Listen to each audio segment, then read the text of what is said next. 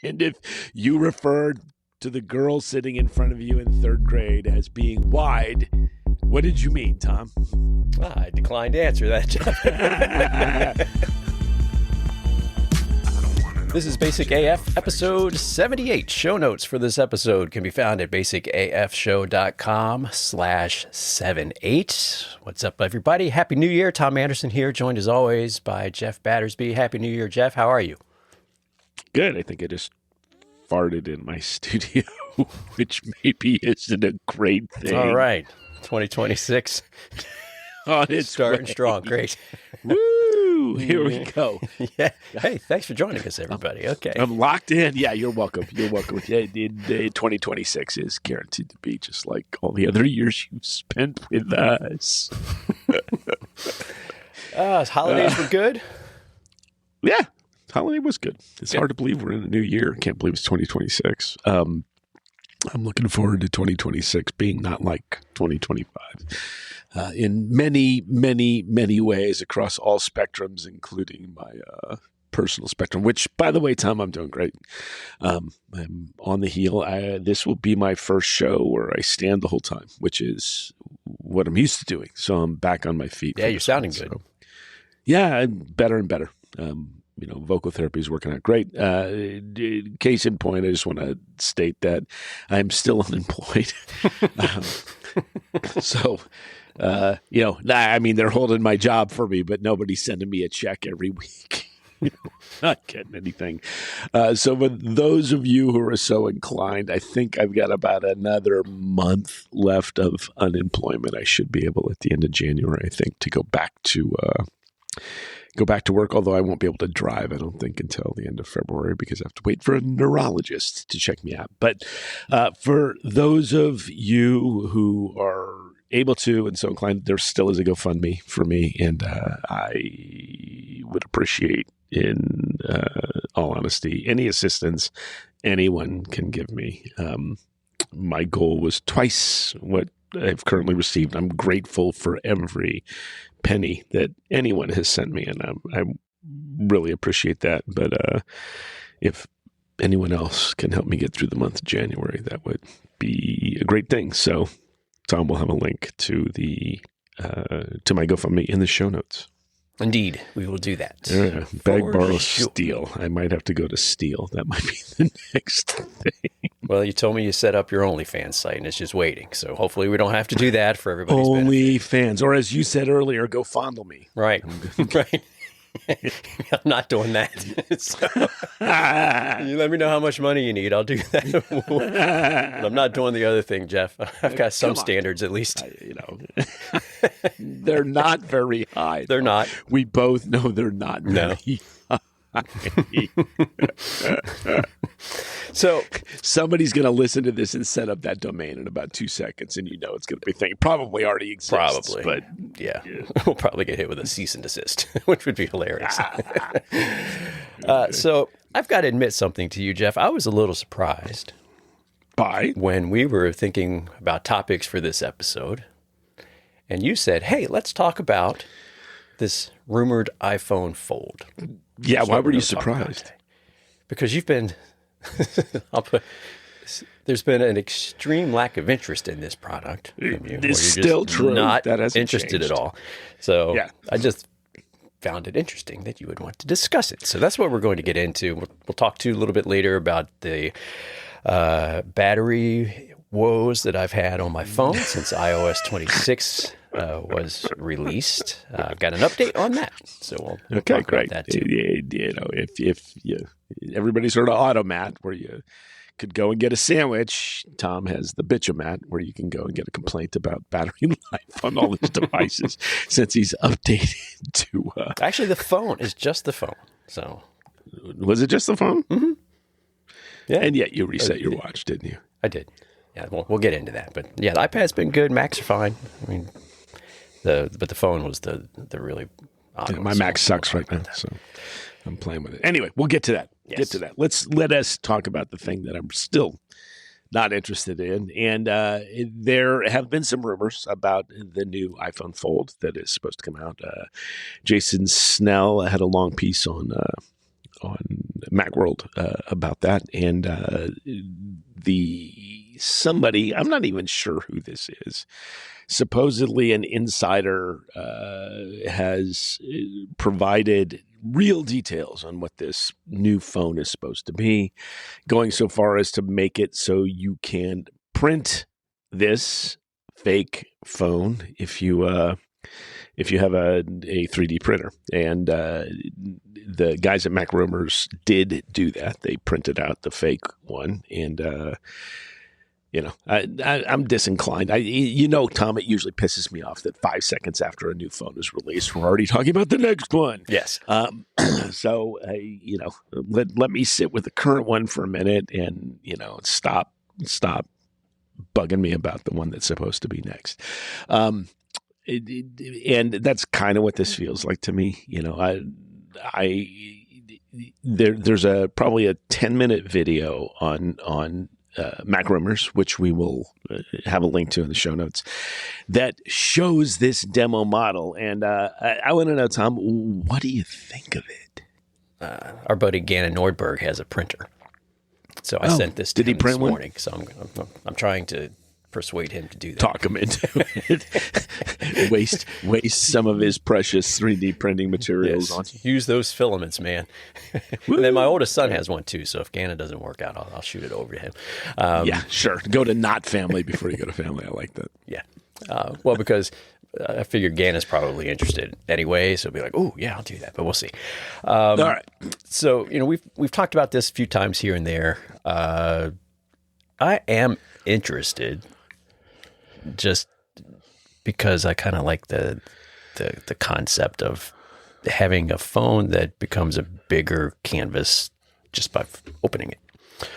For kind of like, if you recall, we were talking about in our best or our favorite things of 2025 with Joe Moyer that we did last show. If you haven't listened to that, by the way, go check it out. Lots of good stuff in there. Yes, please do. But we were talking about, field notes and Ugmonk and things like that. And that foldable phone, which real quick, kind of the rumored dimensions, or at least off of this newest rumor that just came out in the last couple of weeks or so.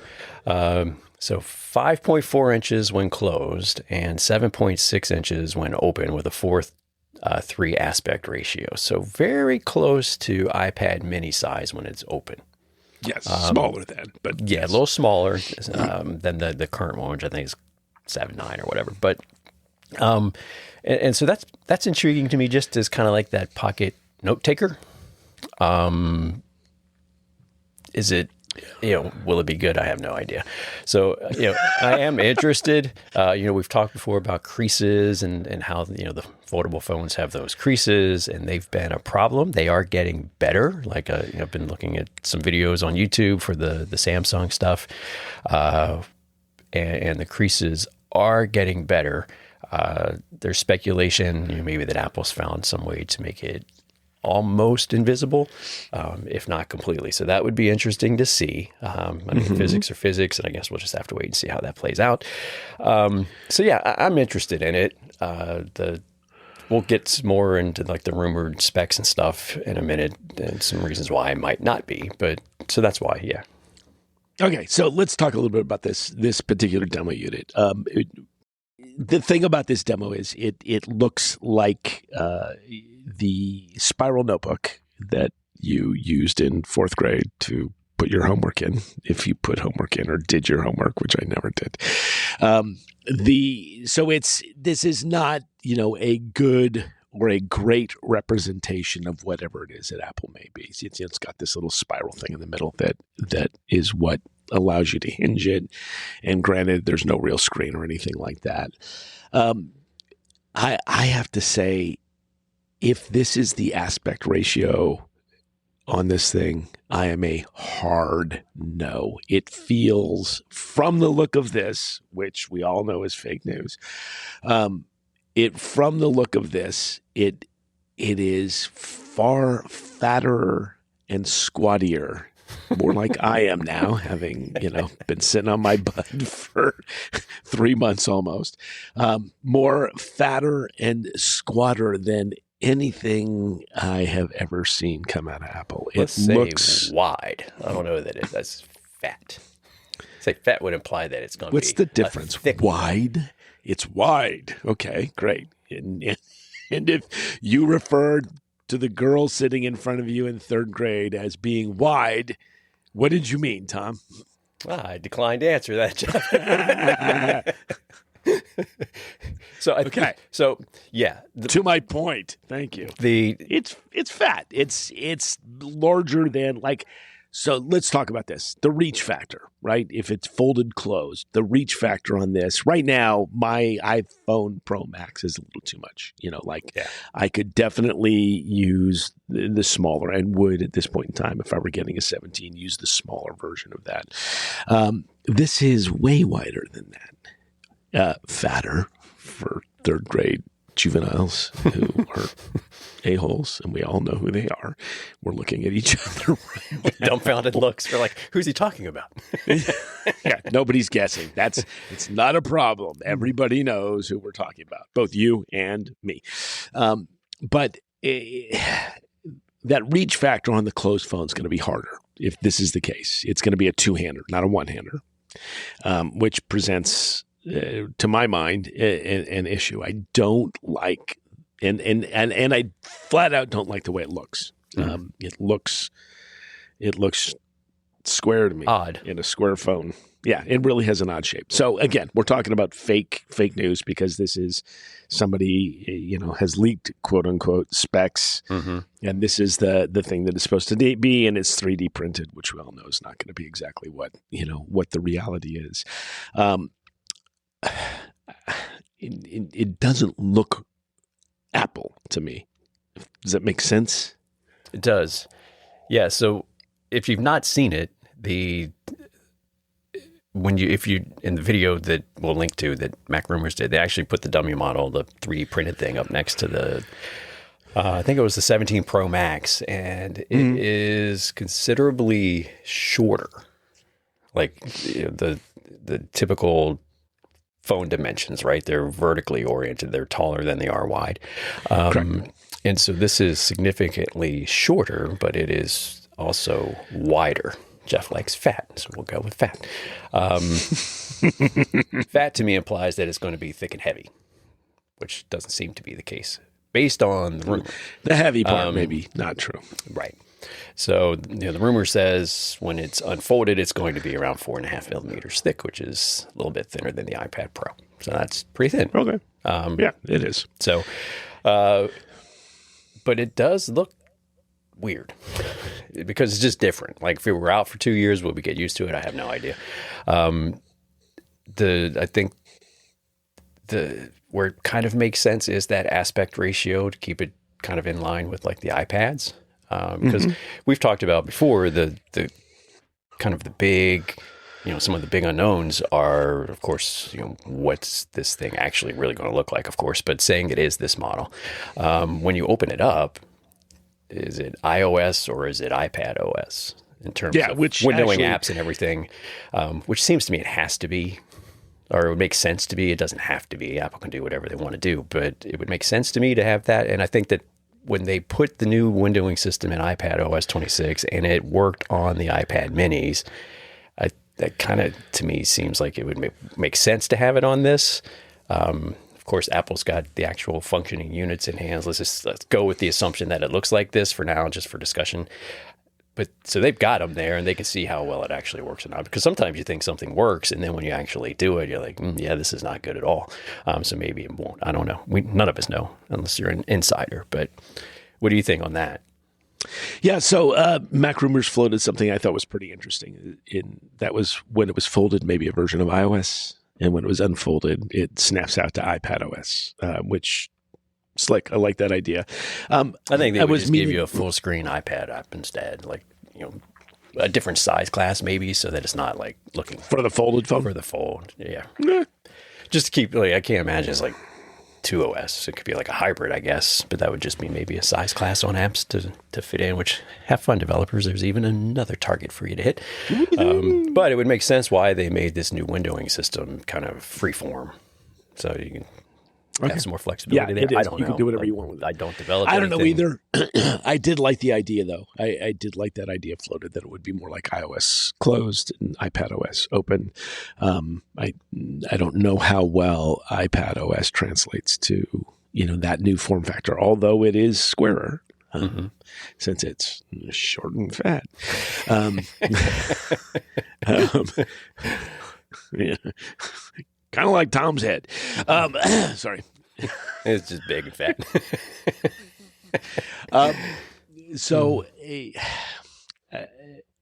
That to me, it is interesting. Let me ask you this question. I meant to ask you this anyway. Are you satisfied now with iPad OS on your Mini? I don't have a Mini anymore.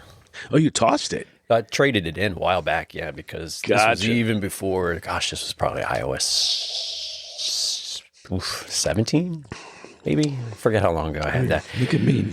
Yeah, because I got frustrated because Apple didn't seem to really care enough to make iPad OS scale properly. I remember you were. I used to I just didn't complain know about that, and so I traded it in to get something. I don't remember what it was. Vision Pro.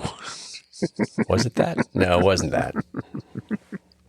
What was it? I don't remember. I don't know. It might have been the watch. Maybe it was the watch or something. But okay. I for some reason I thought you still had that. So that kind of has me like, not having the Mini now. I don't know if iOS or iPad OS 26 is better on the Mini than the previous versions. Maybe they fixed all that. I don't know. Okay. Yeah. It's an interesting question / quandary. It's one of those things that I don't know whether or not it works. I've said since we had Riley on and have talked about at length the fact that I'm an old school iPad user. Most of what I'm using is in full screen mode on that. I don't use the windowing much and honestly don't really plug it into my studio display other than to charge it. So I use my iPad as an iPad for editing, consuming. That's kind of what it is for me. Which, by the way, is another reason I'm not really interested in a fold. I don't. The phone I use, I make phone calls, unlike you. I'm old that way. Do a lot of FaceTime stuff. I talk to my dad, my mom, my niece, my brother. I do a lot of FaceTime stuff. We'll talk to my aunt sometime today. Try to see her. That's the one who married my Uncle Johnny, who passed away earlier this year. I don't know. That's one of the things that doesn't, for me, do anything. The fact that it folds, who cares? I don't, woohoo, it's kind of cool, but it doesn't add anything to me, though there is quite a market for this. There are quite a few people, and Marcus's video of I think it was a Samsung trifold. That actually was kind of impressive because that really does fold out to an actual iPad, if you will. It becomes a true tablet. This, in its current form factor, in its fake form factor that we have seen, seems like some kind of weird in-between that doesn't quite make any sense to me. The phone's too fat and the iPad version of it is too small. It's not any of those two things. So there were questions about Apple Pencil support. If it does support Apple Pencil, then, do we get a new stylus specifically for this? Because the current pencil would be sticking out about an inch on either side of the, of the device, whatever it turns out to be. But I think if we do get this, then, or in this particular form factor, I think a pencil is going to be important, and there probably will be a new one to go with it. And I think it needs to work on both the phone screen and the folded out screen, not just the interior screen, which I don't know. Apple doesn't do that. You can't do that on the iPhone. That's not an option to use the Apple Pencil on the iPhone. So we've got a couple of things that we need to look at there. How do you think this fake version compares to what's currently currently out there from Samsung and anybody else who has a Fold, including, by the way, they showed a Windows version. What was the thing called? The Windows phone, Fold phone. Oh, way back in the day was the Duo, which looked a lot like this mock-up. Yeah, exactly. Yeah. So the Samsung and the Google Pixel Fold, I can't remember the name of it, but they're foldables. Kind of go that traditional vertical, type. They go, and it's interesting too, with this concept that we've been talking about, it is wider, much wider than the current iPhones. And so the Samsung, I'm not sure about the Google, but the Samsung, at least the early ones, I'm not sure if the 7 still this is true, but they were more narrow than a typical phone. So they went a little less wide. And then, they would fold open. I don't know. We're just going to have to wait and see. So some of the trade-offs that I at least saw in some of the videos and mock-ups and stuff were just, with the Samsung, when you have it opened and you're watching videos, the black bars at the top and bottom are pretty big, just because of the screen ratios.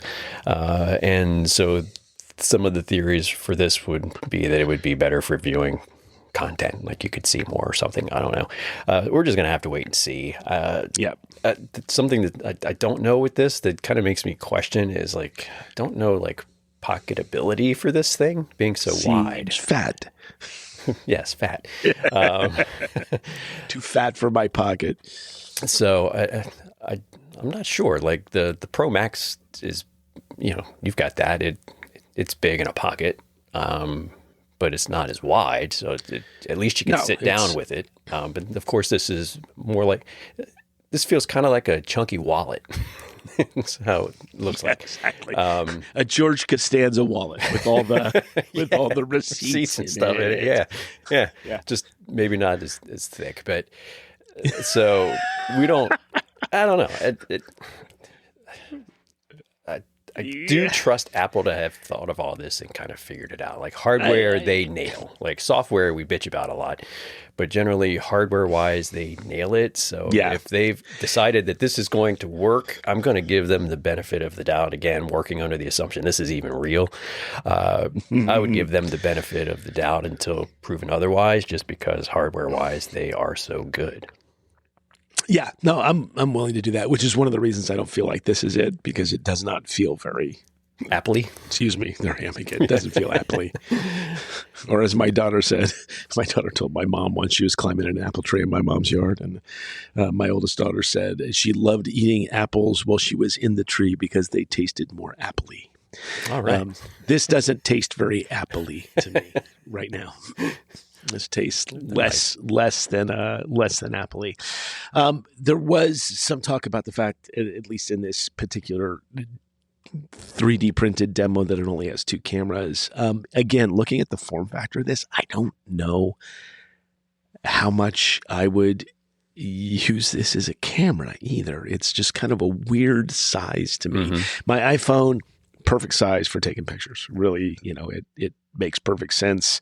I don't have the new phones with the magic button on the side, which, you've used for other things, I think, now too. It seems like a weird shape, although my son-in-law did give my oldest daughter for Christmas a pretty cool Fujifilm version of a Polaroid camera that is very, very slick, and it's big and boxy, but flat. It's not like remember the old Polaroid cameras the Polaroid land cameras that folded out and, you took those pictures. Those were boxy when they were closed, but, pretty open or pretty camera-like when they were open. Hers is boxy. It's pretty amazing, by the way, this little Fujifilm camera that he got her. Because it takes digital pictures. I'm totally gone off the rails here. It takes a picture, and then you can choose to print them, and then it prints on essentially Polaroid film. Looks really cool. You can have filters on it, and then you can save all those items that are stored on the SD card. You can save those to your computer. Yeah, it's really it sounds fun. Pretty cool. Yeah, a lot of fun. And she took some pictures at Christmas that were stunning. Really, really pretty cool. In fact, Tom, I will send you one of those pictures after this show is over, just so you can see what it looked like. But the shape of it feels weird to me for taking a picture. Again, if you're folded closed, it's pretty big. It's wide, as you like to say, fat, as I like to say. What kind of looks like when it's closed? The old BlackBerries without a keyboard. Oh, yeah. Remember how they were kind of squared off, rectangular, not really tall. They were more wide. You had to get the keyboard on there, of course, but correct. So it kind of looks like that. So and then one of the other speculation is for the biometrics to unlock it. They're, and this has been in the rumor mill since like this kind of started, is that it will be a Touch ID sensor instead of Face ID. And that's almost enough for me to be like, yeah, I'm out. Yeah. I don't want Touch ID anymore. I don't even like it on MacBooks, but it's there. With the Apple Watch. I kind of do. Apple Watch takes care of that by and large. It does, unless you don't have it on. So I do like it in the instances like where I'm charging my phone. And so we'll see about that. And again, that feels like something, even the cameras, like we talked about this with the iPhone Air because they only put the one camera on. And it's like, well, that seems like if they do an iPhone Air 2, that'll have two cameras. But look, upgrade, you get the ultra wide camera back. So that could be the same type of thing. I mean, they put Face ID on the iPad Pros, which are super thin, supposedly a little thicker than this thing will be. So maybe it's just not feasible. But and maybe this would have to have two. Right. I don't know how all that would work out, right? Because if it's already opened and you go back to it, how are you going to unlock it? So again, I'm sure they're testing all that stuff too. Certainly. So we'll see. So for me, and of course, price is who knows. I've heard read on the rumor sites and stuff anywhere from $1,800 up to $2,500. So I think yes, somewhere in there is. I'm out. So Jeff's like, I gotta get back to work first before I do anything. So no, I'm out. That's a MacBook Pro, right? So it better do all of that stuff. I better be able to plug it into my display and use it in macOS. I just don't know, and maybe that's a wild card. Maybe if it's USB-C, you can plug it in and you get the full iPad OS experience like you would with an iPad Pro plugged into, or an iPad plugged into a display at this point. But time will tell. Okay. Yeah, well, I'm still not in. I'm sold even less based on this than I was before, and I wasn't sold at all before. So yeah, I'm still where I was. I'm intrigued. Hesitant. I'm intrigued. First gen. I mean, I bought the Vision Pro. I'm a sucker for anything. We'll see. But it's going to be a lot. I would like to try it. So I'm not saying I won't do it, but I would like to wait until like version 2 or 3 just to get. I'll go to the Apple Store and hold it. Thanks. Fair enough. That's what they're there for. That's where GoFondleMe.com is. Well, if you spin that up, you might be able to afford it. So, all right. So, what else do we have on our agenda? All right, today? Tommy, let's talk about your battery woes. Yes. So, as well documented on this show, threads, and in my newsletter, I have had some issues with battery performance on my iPhone 16 Pro Max with iOS 26. I haven't gotten any text messages from you on this at all. Well, you haven't said a word to me about not this, a peep. Tom. Talk to me. Tell me your woes, Tom. Let me. You lie down on the couch. Okay. Let me get comfortable here, Jeff. So I have had really, really, really bad battery life with iOS 26. The release version, the beta versions, it was no problem. It was okay.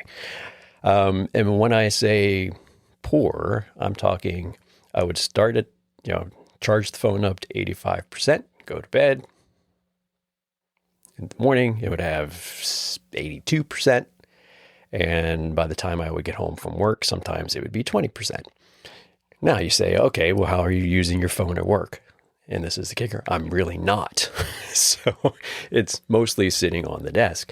And I would some days see on-screen time in the battery settings would be hour, 45 minutes, 2 hours, and it would be way, way, way down. And I'm like, man, this is not good because it's the Pro Max. It had great battery life before, right? I mean, it would and by the way, what version of the Pro Max are you on? 16. Right. Okay. I'm on 15. Yeah. So go ahead. I'm sorry. So, as we talked a few episodes back, this was before the 26.2 updates came out in December. I was like, well, I'm still having the problems. I'm going to see if the .2 updates help. And so those have come out, and it did not really change a thing. So decided, I've been off work for a little while for the holiday break, took some vacation, had some downtime. So I decided I'm going to reset the phone. So I did that. That was my New Year's Eve celebration. So exciting, Tom. Well, were there any fireworks? Of sorts. I started it the afternoon. And so just to kind of be extra careful, I did the iCloud backup. I did the local backup to my Mac, just have that just in case. So I reset it. And I will say, Apple has made a lot of progress in that whole flow. Where before you had to go in, sign out of your Apple ID, you had to do this, all these different steps you had to take. They've automated a lot of that. So you just say, you go in, reset, erase all contents and settings. And it's like, hey, when you do this, this is going to happen. So it turns off Find My, it turn off activation lock, it signs you out of your Apple ID, so forth and so on. So I did that. Chose to restore from the iCloud backup. And so I did that. And of course, that takes a while because, it's a lot to just bring it back down. And so finished up around 11 o'clock that night.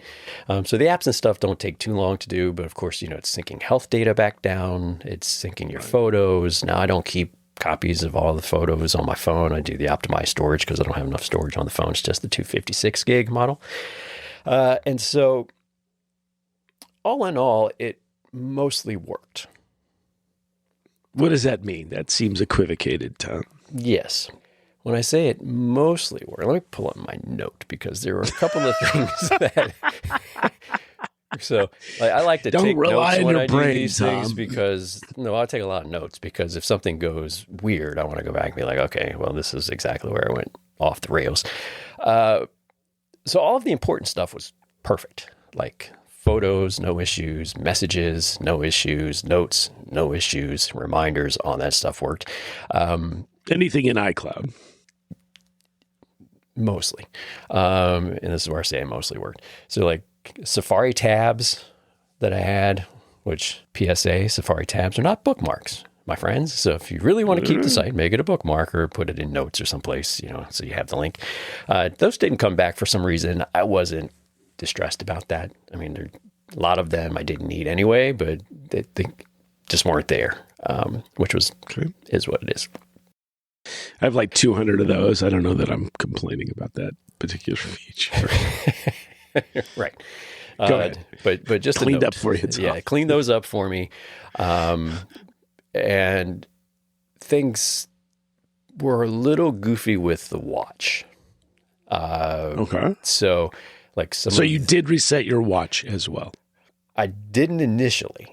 The watch I'd been having some performance issues with, and I didn't even think to check before I reset it. I'm now looking back, I'm kind of curious to see because I just saw somebody posted this somewhere, Threads, Reddit, I don't know.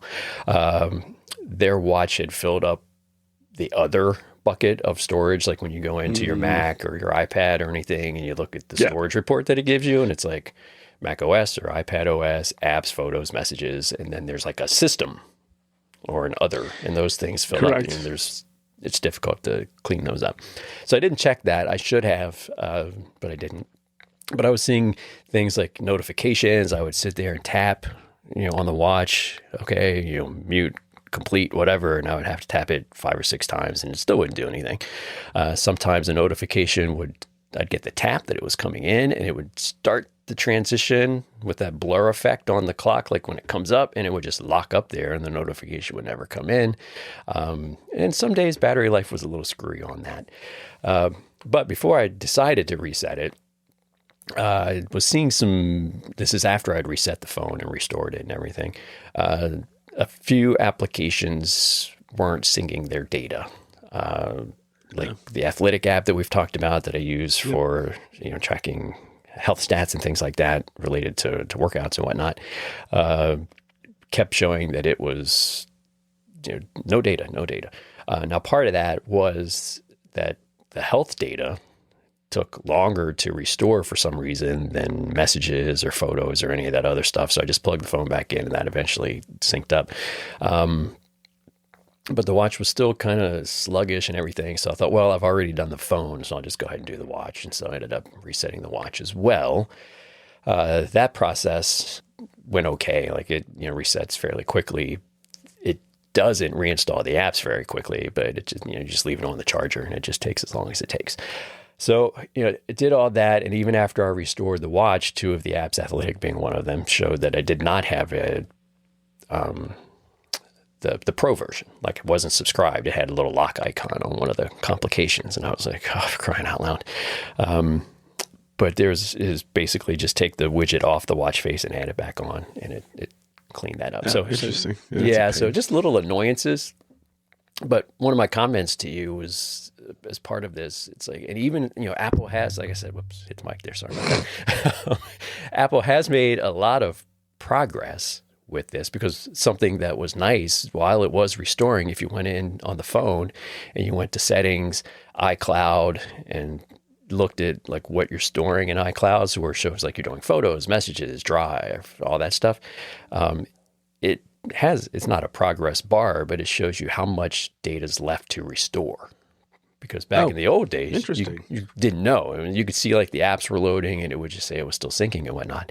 But it would show 32 gigs remaining, 18 gigs remaining, 12 gigs remaining. Okay. So they've added some nice little touches to it. But there's still some points there where, and my comment to you was for like normal non-nerd people, like I think about my parents in these situations, they'd have been like, well, what the hell do I do with this? Because those hiccups, they don't know what to do. And so call me. Yeah. Which is okay. They can do that.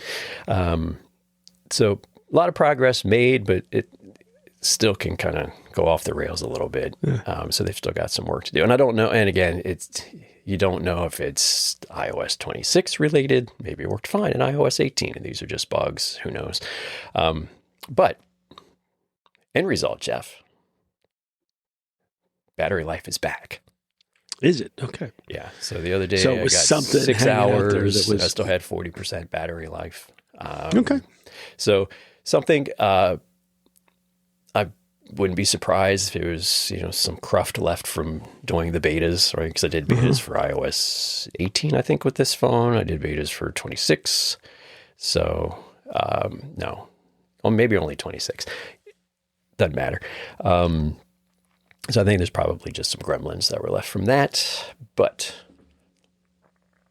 I'm back. Yeah, I'm playing with the idea of doing that with my Mac, because my Mac, which used to get 2 days on a single charge, and plugged it yesterday and had it sitting on a table doing nothing, and it, I ran out of battery life. Ran out of battery by the evening, which was weird because it wasn't really doing anything. I picked it up and worked on it for maybe an hour and a half,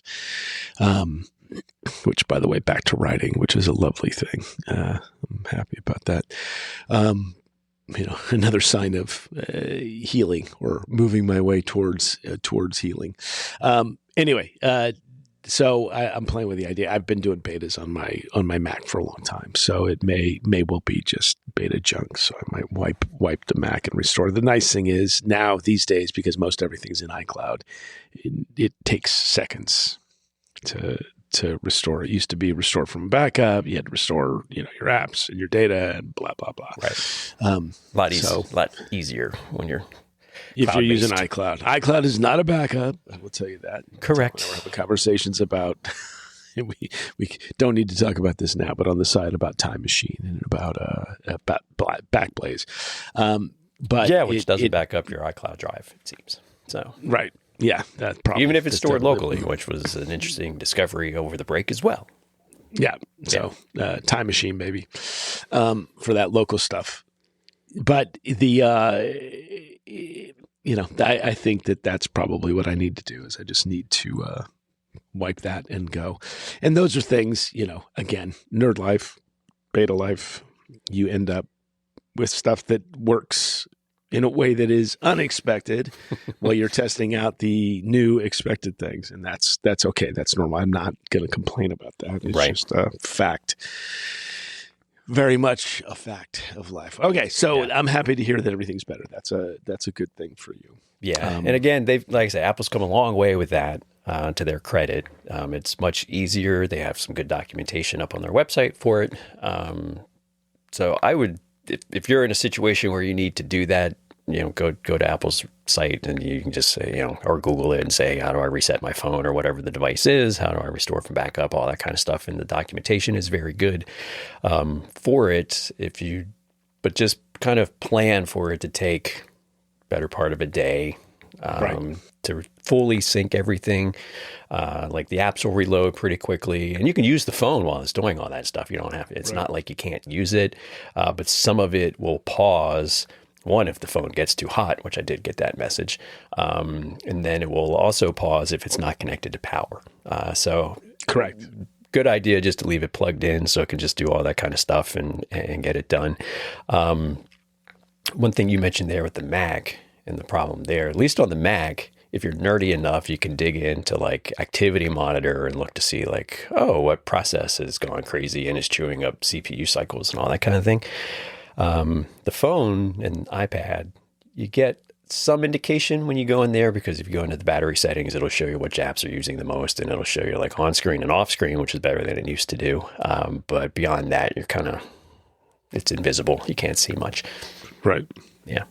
So everything is good. The watch is running better. I haven't seen any of the stutters. Things are running okay. I, by the way, didn't do any betas on the watch, but it's gone through 2 or 3 major updates. So it doesn't surprise me that something maybe got a little screwy along the way there. But, that's tech. That's how it is. Yeah. And my watch is a little junky battery-wise now as well. It should be running solid 2 days. It's new. Right. So it should be running solid 2 days without even thinking twice. And it's kind of a day and a half. So that's probably a good reset for me. All right, Tommy, one more thing before we disappear. Yep. You ordered something new, pre-ordered something new. I did. So our friends, and I say that, we don't know them, but feel free to sponsor us, though. Over at Clicks, if you've been listening to the show for a while, way back, gosh, a couple of years ago. Yeah, well, early days. Clicks had put out the Clicks keyboard for iPhone, which was a keyboard case that you connected to your phone. And this was when I had the 14 Pro. So I got that. Physical keyboard, had shortcuts for typing and everything. Quality was very nice. I thought it was a really good case. It didn't stick for me necessarily because of the size of the buttons. And it was a little bit small. But I thought it was interesting. Yeah. Wide hands. I'm sorry, Tom. Well, this is tall, so it's not fat. I'm talking about your hands, pal. Yeah, I'm not going to put my hand up because then the AI tracking will turn on the camera and it might cause you some problems. But anyway, they've come out with some new stuff. So one of the things they came out with was the Clicks Communicator, which is a phone. They've got their own phone now, which honestly, the shape of it, Jeff, looks a lot like that iPhone fold rumored that we spent 30 minutes talking about. It's fat. It looks kind of like a BlackBerry. Oh, fat. Yeah. It doesn't fold or unfold. So they put that out. I did not get that. Okay. But they did come out with a new keyboard. They call it the Power Keyboard. Okay. This is a USB keyboard that has a MagSafe connection and serves also as a battery for your phone. So if you run out of battery, you can slap this on, turn it on, and it'll charge your phone. The keyboard slides out. So it's like a battery pack for your phone with a slide out keyboard. The keys look a little bigger than on the Clicks keyboard, at least in the picture. I don't know if they actually are or not. They did put a numbers row across the top of the keyboard. So it was only $79 to pre-order. So I thought, okay, I'll give it a go. I think. Is that how much it costs overall? 79, or is it 79 to pre-order plus? Just 79. Yeah. Okay. They say the price eventually is going to be $100, but I was like, okay, well, it's only $80. Worst case, I'll use it as a battery. Sure. Top off the battery here and there. But yeah, I mentioned to you just something I like with Clicks as a company. And I don't know how many of these things they're going to sell, especially the phone or whatever, but they're just making kind of quirky, fun stuff. Yeah. And I think a little weird. Tech could use more of that these days. I think it's kind of gotten bleh. I mean, back in the 90s, you see weird little things, like little tech things that would come out. And so these are kind of fun, practical. I don't know. We'll see. But I appreciate them at least putting it out there. So it's not shipping until spring, so probably March. So when I get it, we'll talk about it. We'll see. Cool. Sounds good. All right, Tom, we've burned another 45 minutes of everybody's time. I think we can get out of here. Let's do it. You want to wrap us up? All right. You betcha. So feedback at basicafshow.com, where you can email us, and we have been getting some emails. Again, we appreciate that. You can also contact us directly from inside your favorite podcast app. There's actually a way for you to leave us a little message in there as well if you want to try that. We have show music by Celsius 7 and Psychokinetics. Again, if you have not checked out the Celsius 7 episode that we did a little bit ago, worth your while. He is my baby brother, who's no baby anymore. Not for a while. He's a man. But it's a really, really good episode. So Psychokinetics, Celsius 7, that's our lead music and Randall Morton design for our show artwork. All right. That is it. So everybody, thanks for hanging out with us today. And we're looking forward to having a lot of fun in 2026. Hope you stick around for all of those shows. So that's going to do it for this one. And until next time, have a great rest of your day. Have a great rest of your night. And we will talk to you in a couple of weeks. See ya.